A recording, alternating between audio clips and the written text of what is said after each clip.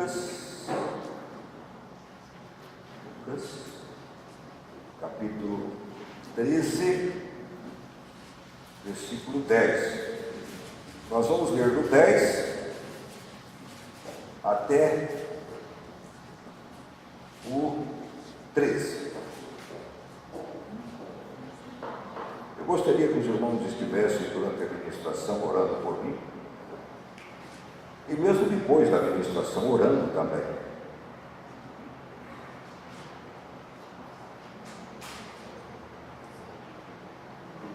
Porque eu creio que o tema a ser abordado nesta noite não é tão simples assim como parece. Ora, ensinava Jesus no sábado numa das sinagogas, e veio ali uma mulher possessa de um espírito de enfermidade.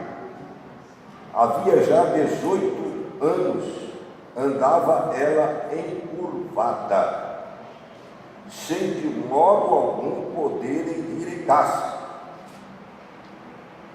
Vendo a Jesus, chamou-a e disse: mulher, estás livre da tua enfermidade.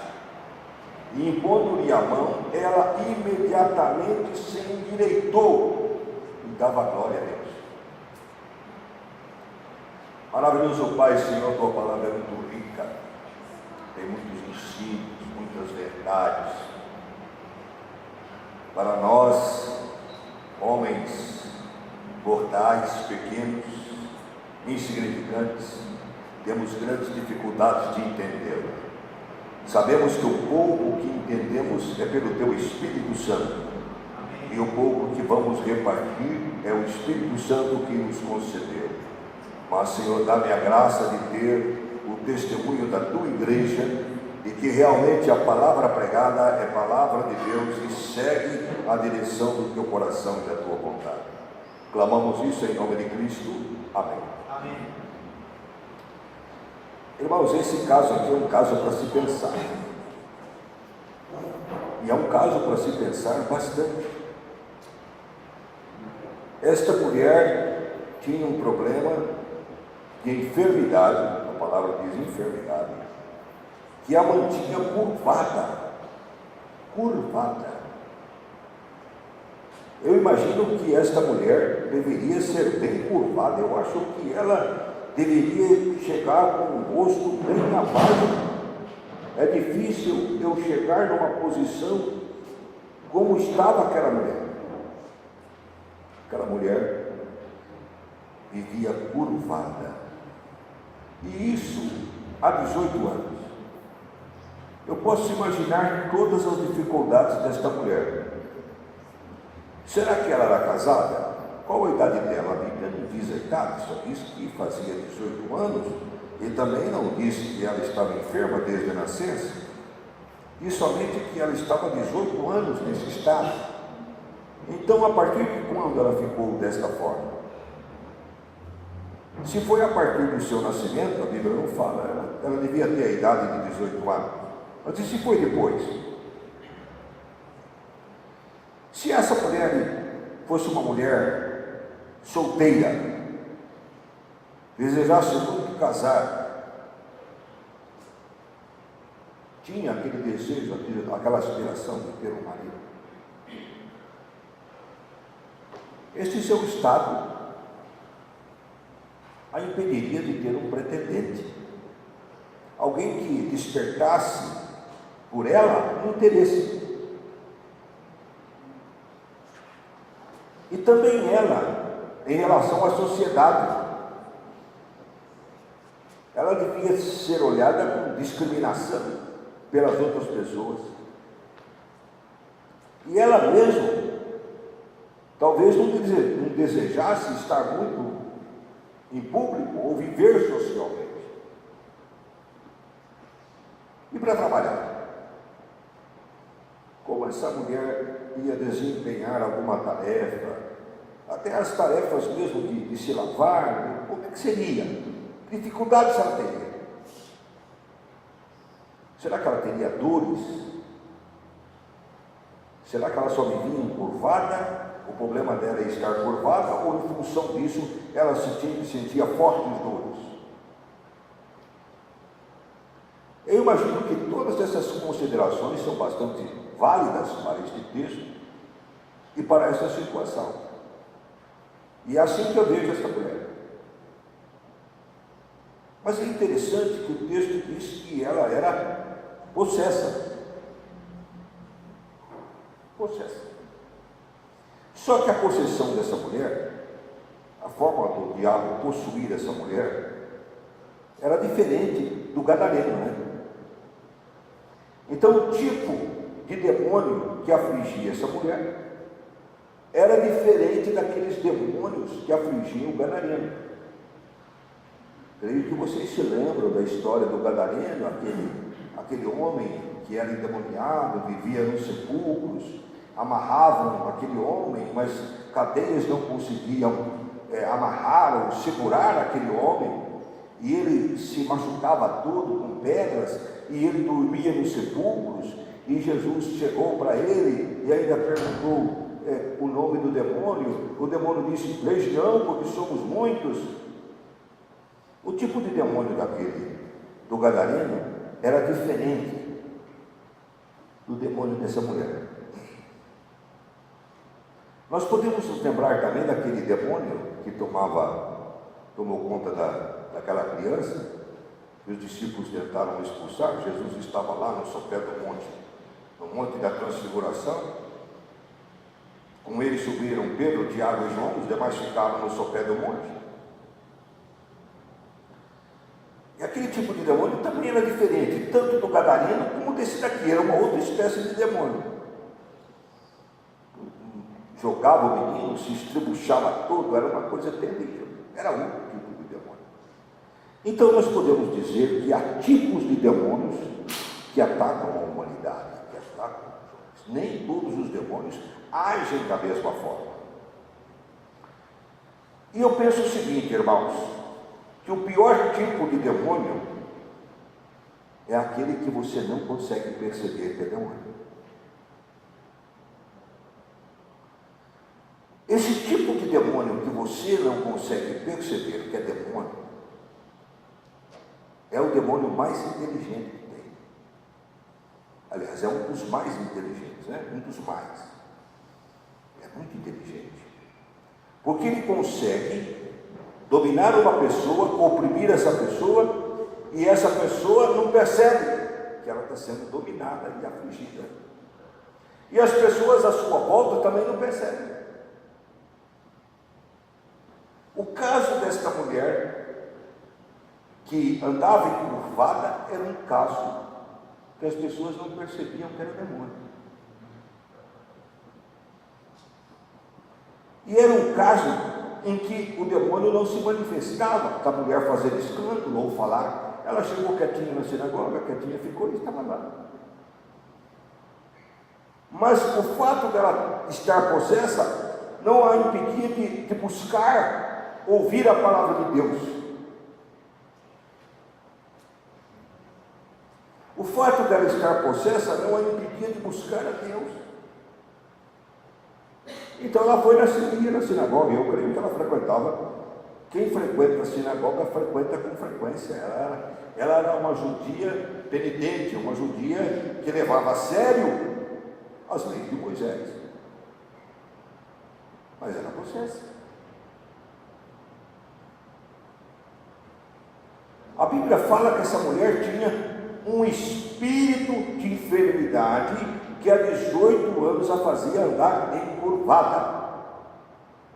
Então, esse demônio se apoderava desta pessoa, não de uma forma de a impedir de raciocinar ou pensar ou de obstruir a sua mente. Esse espírito de demônio não atuava nessa pessoa de uma forma de se manifestar exteriormente, falando ou dando escândalo ou fazendo qualquer coisa. Esse espírito de demônio possuía essa pessoa, embora essa pessoa parecesse livre, ela mesma se sentisse livre, e ela podia fazer até algumas coisas que ela pudesse fazer, ela fazia. Mas, no entanto, ela era possessa. Olha que interessante, que tipo de possessão aqui, né, irmãos? Porque quando nós imaginamos possessão, nós pensamos numa possessão que o diabo toma completamente a pessoa fica desvairada, a pessoa, né, apronta, faz a... Né?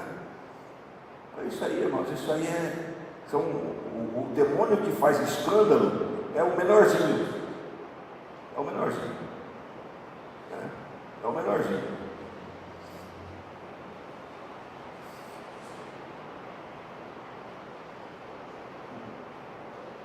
Porque há demônios que necessitam se expressar e falar. Esses são uma casta de demônios, mas uma casta inferior de demônios. Eles necessitam do corpo para poder se transmitir e expressar. Aqui no caso, esse demônio não precisava deste corpo para se expressar, para falar ou para chamar a atenção. Mas eu prendi essa mulher. E essa mulher era possessa.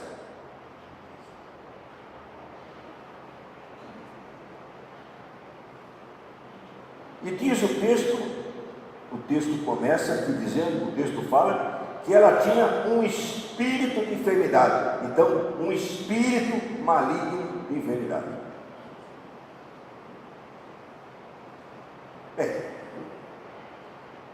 Aqui abre espaço para nós começarmos a pensar e orar. Então, quantas pessoas que podem ser possessas, ter um espírito de enfermidade,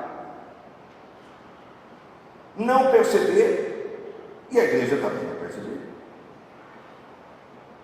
Porque aí teria que ter um discernimento profundo, uma afinidade muito grande com o Espírito Santo de Deus, para perceber esse espírito.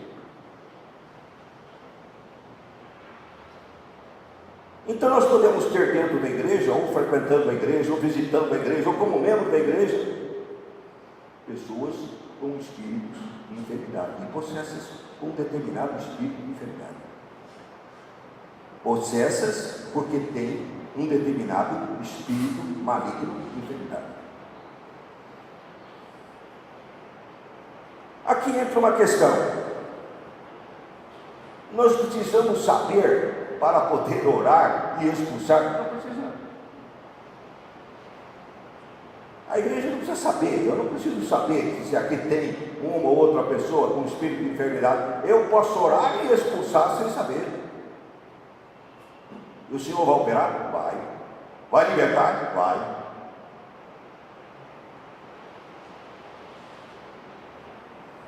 Mas a pessoa que tem esse espírito de enfermidade,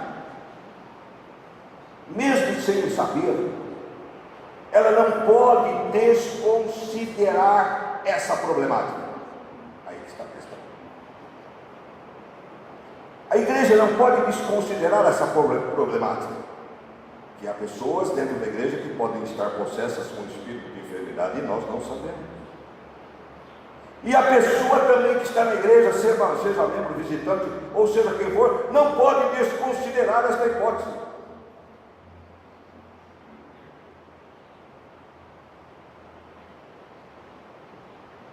Agora eu quero analisar a questão de algumas enfermidades, que são enfermidades enfermidades que têm aparecido com mais frequência, que eu creio que podem ser, estou dizendo podem ser, espíritos de enfermidade. É o caso da depressão, é o caso do estresse, e é a questão da síndrome do pânico, e é a questão da bipolaridade. Por favor, eu não estou dogmatizando, eu não estou dizendo que todo caso de depressão é um espírito de enfermidade. Eu não estou dizendo que todo caso de bipolaridade é uma possessão com um espírito de enfermidade. Eu também não estou dizendo que todo estresse é um espírito de enfermidade. Mas com segurança eu posso dizer uma coisa para vocês. A síndrome do pânico é espírito de enfermidade e possessão. Essa eu tenho convicção plena, que é possessão. É um espírito de enfermidade. Porque observe o seguinte: quem traz medo para o coração? Quem traz pavor para o coração? E alguns casos também de depressão, se vocês analisarem o histórico da pessoa. Tem uma irmã que mora lá num prédio, num bairro até chique da cidade, e ela contou um caso para nós, que não é um caso que veio a público, que se ventilou assim, para todo mundo. Um jovem mesmo, estava depressivo, saltou do apartamento, caiu lá embaixo e morreu. Eu fiquei sabendo de um caso também, caso verídico, de um jovem que tinha cerca de 15 a 17 anos. Os pais eram presbiterianos e o jovem também frequentava a igreja. De repente, esse jovem começou a ficar assim diferente. Conclusão: se enforcou, morreu. Um trauma para a família, um trauma para a igreja, um trauma para a sociedade. Então nós corremos o risco. Pastor, você é pastor, você corre esse risco? Eu corro. Vocês querem ver como uma coisa é sutil? Hoje de manhã eu estava almoçando. Olha que coisa tão simples, tão banal. Tão simples, tão banal. Eu almoçando me lembrei de uma ovelha que eu tinha lá em Parajuí há muito tempo. Ela chamava Valdir e ele chamava Chico.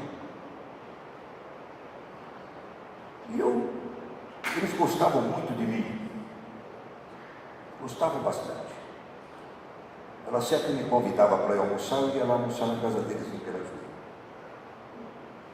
Eu comecei a lembrar deles na hora do almoço. De repente, irmãos, eu estava quase chorando. Você pode tomar isso como normal, mas isso é uma certa maligna. Deus não opera assim. Deus não opera desse jeito. Deus é Deus de paz, é Deus de alegria. Naquele instante, se eu me sentir assim, a minha comunhão com Deus foi interrompida por uma lembrança que me trouxe nostalgia e tristeza. E se eu deixo uma sequência de nostalgias e lembranças tristes tomarem conta do meu coração, eu já estou num processo de tentação. Eu já estou num processo de ataque maligno contra a minha vida. Então vocês observem que é um caso para ser tratado com seriedade. Você pode perguntar: pastor, o que você faz? Vocês podem me achar radical, mas em vez em quando minha esposa entra no banheiro assustada: o que foi? Não, estou expulsando o demônio. Expulsando o demônio. Porque ele ataca, por onde ele nos ataca? Pelo pensamento. Conforme o pensamento que você tem, conforme a ideia que você tem à mente, você sabe que é demônio. Irmãos, por muito tempo, vou contar-lhes uma experiência pessoal. Por muito tempo, eu fui, depois que eu cresci, fiquei adulto, aprendi a palavra, aí eu comecei a interpretar, mas por muito tempo fui atacado por um espírito de suicídio. Eu era jovem e eu precisava tomar um trem para ir até o lugar onde eu morava. Porque eu tive uma infância difícil. Meu pai era ferroviário e nós morávamos numa cidadezinha de ferroviário, então tinha que pegar o trem para ir para lá. Muitas vezes eu ficava à beira assim ali na plataforma, onde fica o trilho. O que você não sentia aí? Se joga aí. Se joga. Há um tipo de tentação maligna que eu percebi que só agora estou vencendo. Às vezes eu pegava uma faca assim, por que você não enfia fulano nessa faca? Eu não sei se todo mundo tem essas experiências, essas coisas doidas, mas eu tenho que expulsar. Eu vou deixar isso tomar conta. E tanto eu expulsar, porque a palavra de Deus diz, no final eu vou falar sobre isso, resistir ao diabo e ele fugirá de vós. Então os espíritos malignos, espíritos inteligentes, irmãos, tem gente que subestima o diabo. Tem gente que acha que o diabo é burro, e não é. Ele é mais inteligente do que nós.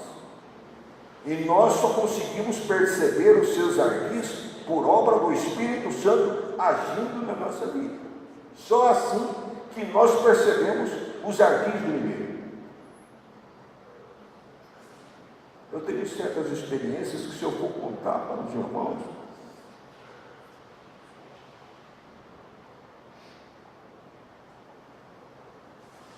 experiências nesse campo. Então, irmãos, vou voltar ao caso, porque eu quero centralizar, eu quero separar as questões, a problemática que nós temos para casos de, vamos esquecer outros casos de enfermidade, porque esse espírito de enfermidade pode trazer uma enfermidade, se trouxe uma enfermidade para deixar essa pessoa encurvada, ele pode provocar problemas físicos na pessoa. E a pessoa tratá-lo como doença, quando é um espírito de enfermidade, é um espírito maligno. Agora, só que eu não aconselho ninguém a chegar e falar, não vou tomar mais remédio, é espírito maligno, então vou orar. Não faça isso. A sabedoria manda, você está com problema, vá ao médico, faça seus exames, faça tudo o que você tem que fazer, toma seus remédios, mas também ore. Ore expulsando, ore repreendendo. Se for espírito maligno de enfermidade, vai sair. E você vai ser curado.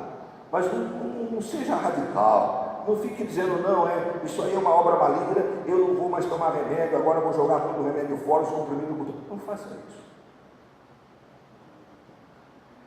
Então, como eu disse, esse espírito de enfermidade pode atacar o físico mesmo. Pode atrofiar uma mão minha. Pode provocar dores na minha cabeça, vários sintomas. Mas eu quero centralizar as minhas considerações nessas coisas que eu falei: síndrome do pânico, bipolaridade, depressão, estresse.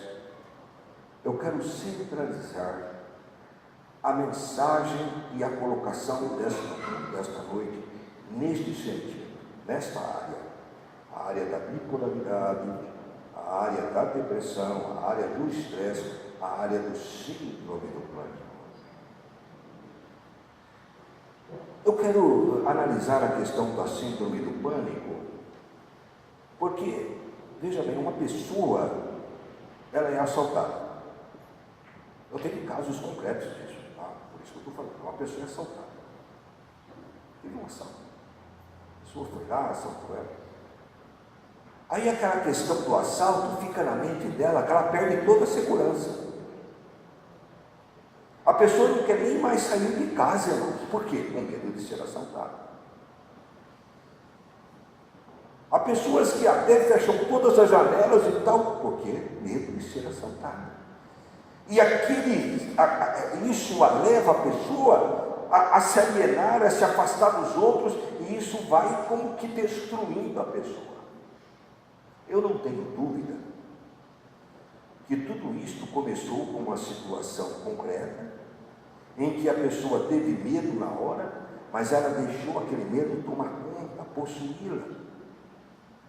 E aquele medo que a possuiu, ela não conseguiu resistir como uma coisa espiritual. Vai ter remédio para isso?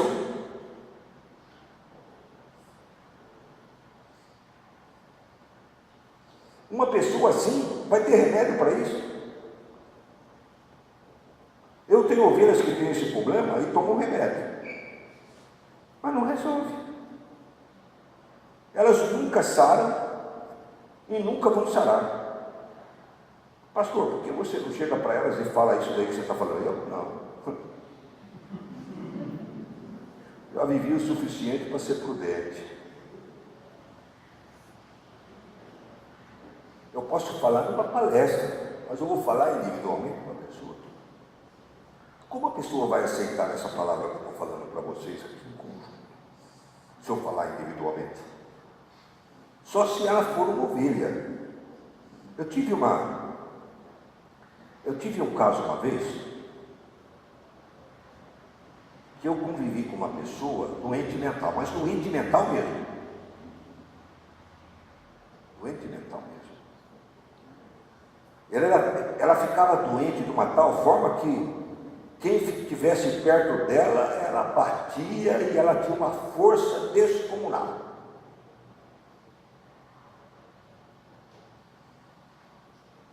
E ela precisava ser, muitas vezes, internada.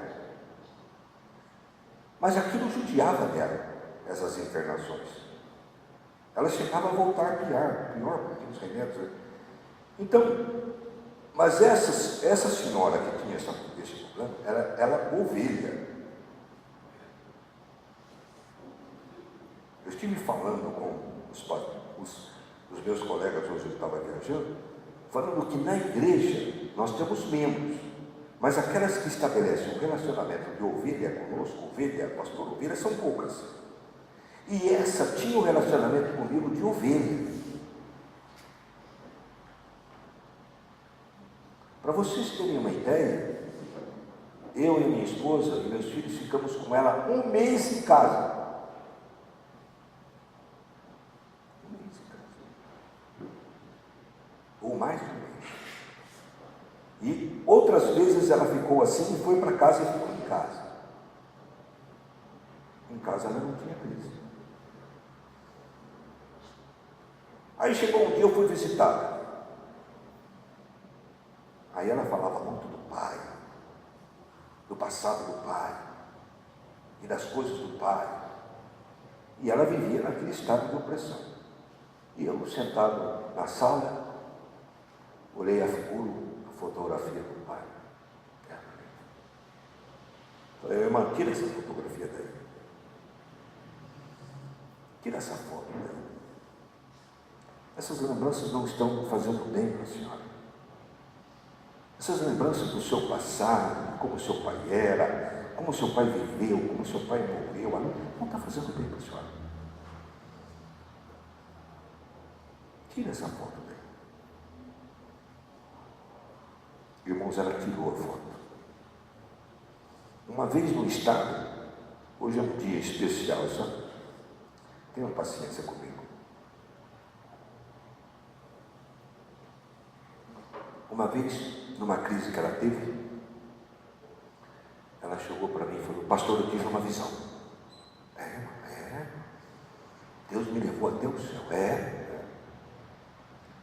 E sabe, pastor, eu me vi entrando no céu. E do meu lado estava, ela falou, o irmão dela, não vou dizer o nome, porque eu não quero identificar as pessoas. Do meu lado estava o meu irmão. Ela gostava muito desse irmão. E sabem, pastor, eu estava entrando ali no céu, e eu estava entrando, e Deus me falou que eu estava representando a igreja, e o meu irmão estava representando Jesus. Para vocês verem como essa irmã era ovelha, eu falei, irmã, a senhora não teve essa visão. Isso não foi uma visão. Isso não existe. Isso é da sua cabeça. Então aquela irmã, quando ela passava esse tempo em casa, ela conseguia superar, porque era uma ovelha, e você podia dizer para ela o que precisasse dizer, que como ovelha ela iria aceitar. Por isso que eu falo, eu não vou falar para qualquer um, isso aí que você tem, espírito de vilão. Não, se for ovelha eu falo. Então, irmãos, o que eu quero dizer com isto? Eu quero dizer que muitas enfermidades que existem são enfermidades que são colocadas por demônios, são espíritos malignos que colocam em nós.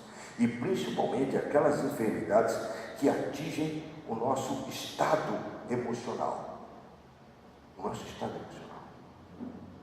Aquelas enfermidades que nos levam para baixo, que nos levam à depressão, que nos levam a ter um espírito de pânico, que nos levam à bipolaridade e que nos levam a essas situações que eu mostrei para vocês. Pastor, é só orar? Pastor, vai orar, eu vou me libertar? Não, não é só isso. Vocês querem ver que interessante? Eu tenho uma ovelha que ela tem sérios problemas.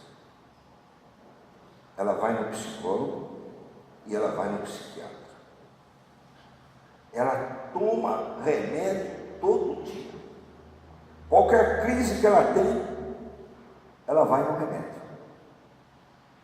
Mas eu sei por onde o demônio entra na vida dela. Não posso dizer. Pastor, por onde entra o demônio na vida dela? Vou dizer para vocês.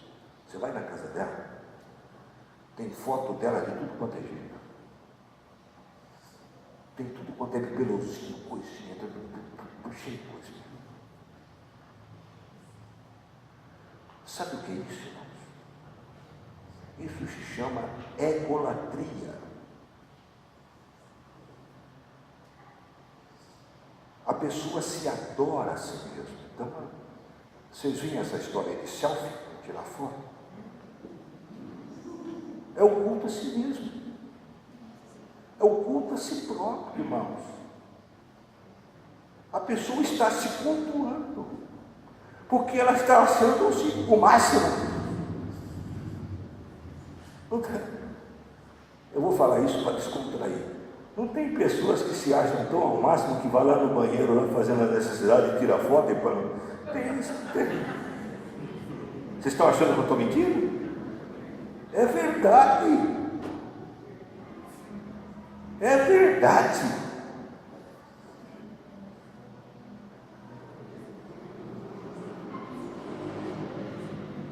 Então essa irmã, ela tem a egolatria, mas a egolatria tem outros sintomas, não é? Não é só colocar foto. Ela não suporta ser criticada. Se criticou, falou qualquer coisinha que acabou. Por isso que é difícil falar com ela. E também, tudo que ela faz, ela quer elogio. Qualquer coisa. E eu tenho uma coisa como pastor, né, irmãos? Isso choca as pessoas. Eu não elogio ninguém. Quem trabalha na igreja tem que trabalhar porque ama a igreja. Eu não vou dizer, você é maravilhoso, você é sensacional, você fez isso, que. Eu não faço isso. E ela espera isso de mim. E não vai ter nunca. Então, irmãos, o que acontece? A egolatria, a pessoa se acha ao máximo e ela domina, né? Se ela estiver num lugar, todo mundo tem que se calar. Cesse tudo quanto a musa canta, porque outro valor mais alto se levanta. Ela é seguidora de Camões. Então, irmãos, olha as formas sutis do demônio dominar uma pessoa. Então, como eu chamo essas fotos que ela tem, esses bibelôs que ela tem na casa, toda essa parafernália que ela cultua, e como que eu chamo esse culto que ela tem para ela mesma, essa supervalorização dela, eu chamo de santuários. Então nós temos santuários no nosso coração, na nossa vida. Nós temos lugares que nós não deixamos Deus tocar e Deus destruir. E esses santuários são portas para o inferno entrar na nossa vida. Então você tem que descobrir onde estão os seus santuários. E quais são os seus santuários? Quais são aquelas coisas que você valoriza tanto, que você ama tanto e que rouba o lugar de Deus na sua vida? No caso do moço rico, era o dinheiro. Ele amava tanto o dinheiro que ele não queria largar o dinheiro. No caso desta irmã, o que é que ela valoriza tanto?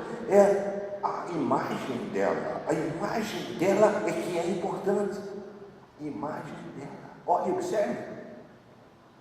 É o culto da imagem. É você fazer tudo para aparecer para as pessoas que você tem uma imagem. Que você é bonitinho, que você é lindão, que você é um maravilhoso, que você é um sensacional. Em qualquer lugar que você está, você quer que as pessoas olhem você como o máximo, como o maioral e como o melhor. É o culto da imagem. Então o santuário desta irmã é isto. Assim como o santuário do moço rico eram as riquezas, eram os seus tesouros. Qual é o santuário que você tem? Às vezes o seu santuário possa ser a questão da pornografia, que você entra na internet e você se deslumbra com aquilo. Às vezes o seu santuário é o seu computador, é a sua internet, é a noite inteira que você passa ali na internet, é o dia inteiro que você passa na internet.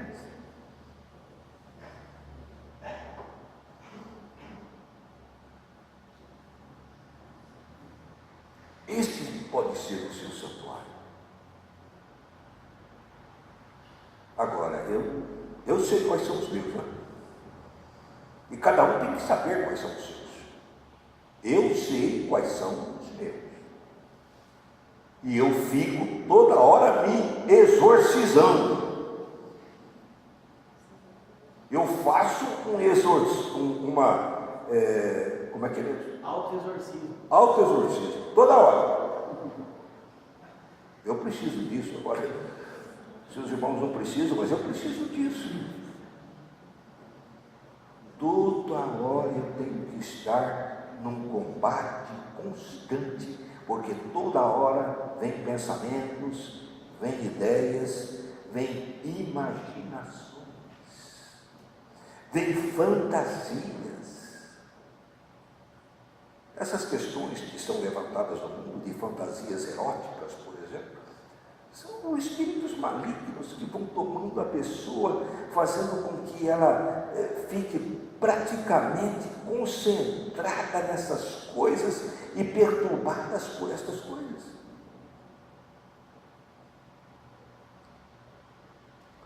Bem, minha finalidade nesta noite era denunciar esta situação e chamar para vocês a minha atenção para isso. Agora, eu quero dizer o seguinte: como combater isto? Como combater isto? Como que você combate isto? Você combate isto pedindo que Deus mostre para você onde estão os seus santuários, e você também percebendo onde estão aquelas coisas que tiram você da comunhão com Deus e que perturbam a sua comunhão com Deus. Você sabe aquilo que tira a sua comunhão com Deus, porque aquilo que faz você perder a paz, aquilo que faz você ter insônia à noite, não dormir à noite, você não dorme à noite direito, não tem as coisinhas que vem na cabecinha, porque você não perde o sono à toa. Conheço isso daí, eu passei por essa experiência, eu passo por essa experiência. Então sua mente é bombardeada, é aquela preocupação. E aquela preocupação que te domina te faz você ter insônia. São ataques malignos contra você. Está certo, é sua fragilidade? É, mas o demônio vai agir na sua fragilidade. O demônio vai agir na sua fraqueza. Ele não vai atuar onde você é forte. Ele vai você atuar naquilo que você é fraco. E se você fica à noite, eu preciso ganhar mais, está faltando dinheiro para isso, está faltando dinheiro para aquilo, e eu preciso disso, preciso comprar uma roupa para a mulher, preciso comprar um carro novo, preciso disso, preciso daquilo, e não dorme à noite. Então você sabe aquilo que é ser santuário, aquilo que te aflige. Eu acho interessante Efésios capítulo 6, quando Paulo fala da armadura de Deus, ou armadura do cristão. E ele é claro, no versículo 6,17, revestimos de toda a armadura de Deus para podermos ficar firmes contra as ciladas do diabo. Ele fala isso. E depois ele fala, nossa luta não é contra a carne nem força, mas contra principados e contra potestades. No versículo 18 ele fala, portanto tomai toda a armadura de Deus para que possais resistir no dia mau e depois de teres vencido, permanecer inabaláveis. Muita gente explora essa armadura do cristão de uma forma mística. Eu já vi até pessoas lá, Senhor, manda a tua armadura para mim, cada coisa absurda que a gente vê, né? As pessoas falam, Senhor, manda a tua armadura para nós, manda o cinto da verdade. O que é isso? A armadura aqui do cristão é o caráter do cristão. E a primeira arma do cristão é a verdade, é o compromisso dele com a verdade. É o compromisso dele ver a verdade e ter um compromisso com a verdade. Isso é errado? É errado. Isso é certo? É certo. Isso é de Deus? É. Isso não é de Deus? Seja de eu falar sim, sim e não, não. E você está olhando o seu coração e ver se o seu coração está de acordo com a verdade da palavra de Deus. Há muitas coisas aqui para conversarmos, mas o que eu quero chamar a atenção é o final do versículo 13. Depois de ter vencido, permanecer inabaláveis. Qual é o enfoque da armadura do cristão? É ficar inabalável. Essa armadura não é para você ir contra o diabo e atacar o diabo, não é? Essa armadura é para você resistir. Portanto, tornar a armadura de Deus para que possais resistir. É você ficar firme contra o ataque. O espírito da armadura do cristão não você atacar. Agora eu vou guerrear o diabo. E a nossa luta é luta de resistência. O texto é claro. O texto é de uma claridade tremenda. Porque o texto fala, este versículo 13, para mim, ele é o tema da armadura do cristão desse texto. Portanto, tomai toda a armadura de Deus, para que possais resistir no dia mau, e depois de ter vencido tudo, permanecer inabaláveis. Então você fica firme, ele vem, você fica firme, ele vem, você fica firme. Nessa resistência que você dá a ele contra ele, você faz ele recuar, você faz ele fugir. É por isso que constantemente eu estou me auto-exorcizando, mandando para fora de mim meus demônios. Pastor, que absurdo você falar que você tem. Que é isso? Eu sou pior que vocês, e talvez pior do que vocês imaginam. Mas isso é a consciência que Deus me dá, é o compromisso com a verdade. A verdade vai me ajudar a ver quem eu sou, e vai me ajudar a lutar contra aquilo que eu sou.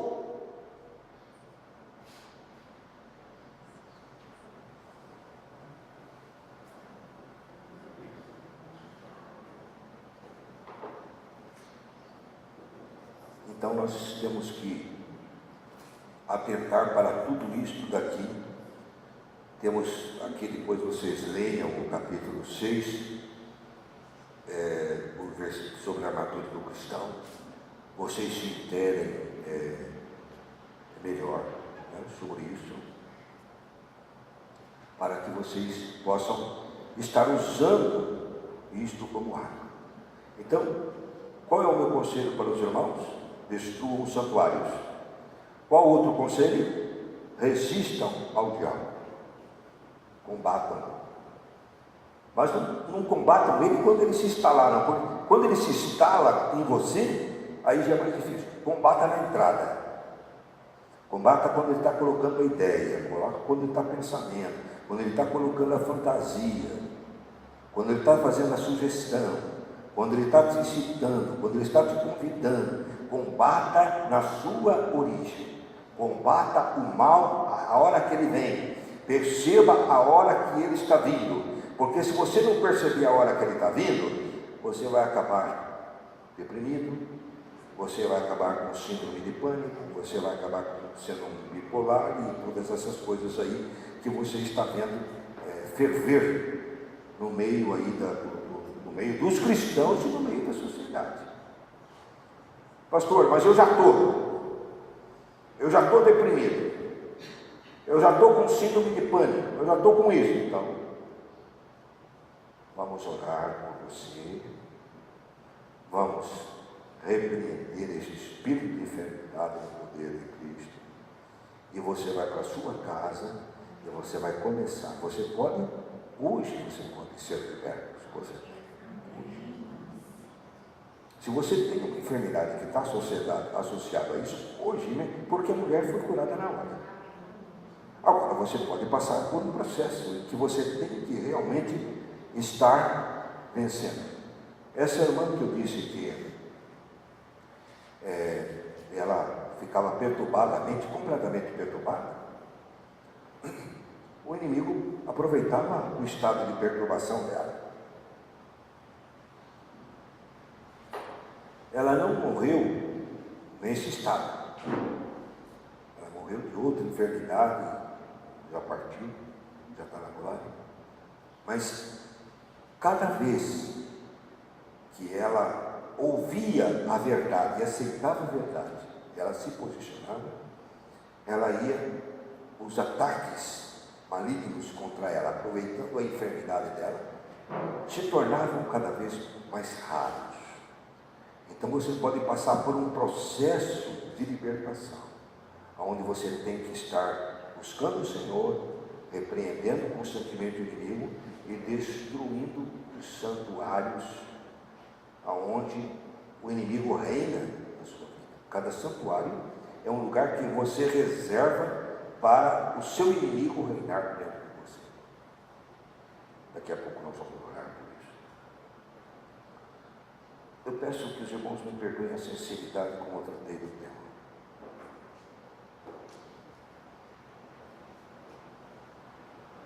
Se os irmãos aceitaram, amém.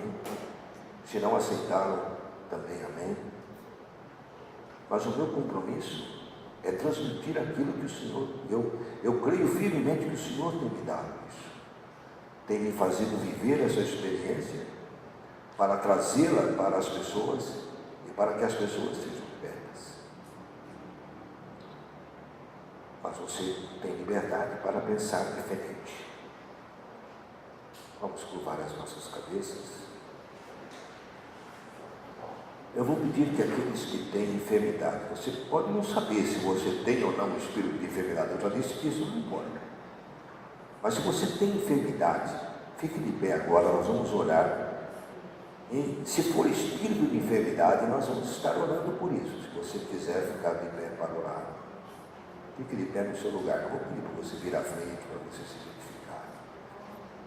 E eu não vou abrir o meu olho também para ver se alguém está de pé, eu não vou fazer isso.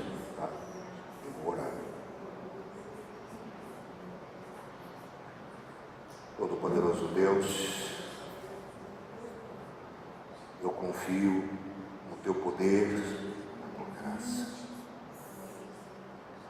Também acredito na Tua palavra. Senhor, eu tomei uma decisão na minha vida. A decisão é de crer na Tua palavra como palavra de Deus.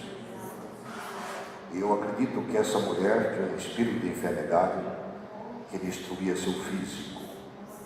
Eu acredito que há espíritos de enfermidade que destroem também o físico das pessoas, destroem também a sua felicidade, a sua paz. Agora essas pessoas estão de pé aqui e estão clamando por libertação. Elas querem libertação. Todo-Poderoso Deus, eu estou orando com elas. Não estou simplesmente orando por elas, mas estou orando com elas. E mais maravilhoso que isto, Senhor, é que eu oro contigo, Senhor. É maravilhoso orar com Deus, orar com Cristo. Assumir que a batalha de Cristo é nossa batalha, aleluia. A batalha não é minha, a batalha é do Cristo ressurreto e eterno que veio a este mundo para destruir as obras do diabo. Para isto se manifestou o Filho de Deus, para destruir as obras do diabo. E é Cristo, Jesus Cristo, Senhor, quem destrói as obras do diabo nestas vidas. É Cristo quem destrona o poder do diabo nestas vidas. É Cristo quem tira, expulsa e destrói o espírito de enfermidade. Não é o homem, é Cristo, Jesus Cristo. E agora Cristo, Jesus, Filho de Deus, estou orando junto contigo, estou orando junto com os meus irmãos. Eu estou orando junto com tua palavra e com a verdade da tua palavra. Síndrome do pânico, sai agora destas vidas de espírito de enfermidade que traz o medo, sai agora em nome de Jesus. Espírito de depressão que ataca estas vidas, que as deixam melancólicas, tristes, vencidas e derrotadas, saia desta vida em nome de Jesus Cristo, Senhor.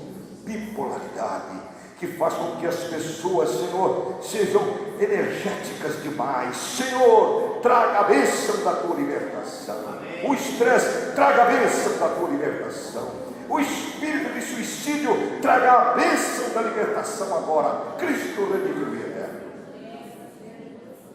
É no nome poderoso que é sobre todo nome que nós oramos. Amém. Amém. Os irmãos que estavam de pé, se estiverem de pé, podem sentar.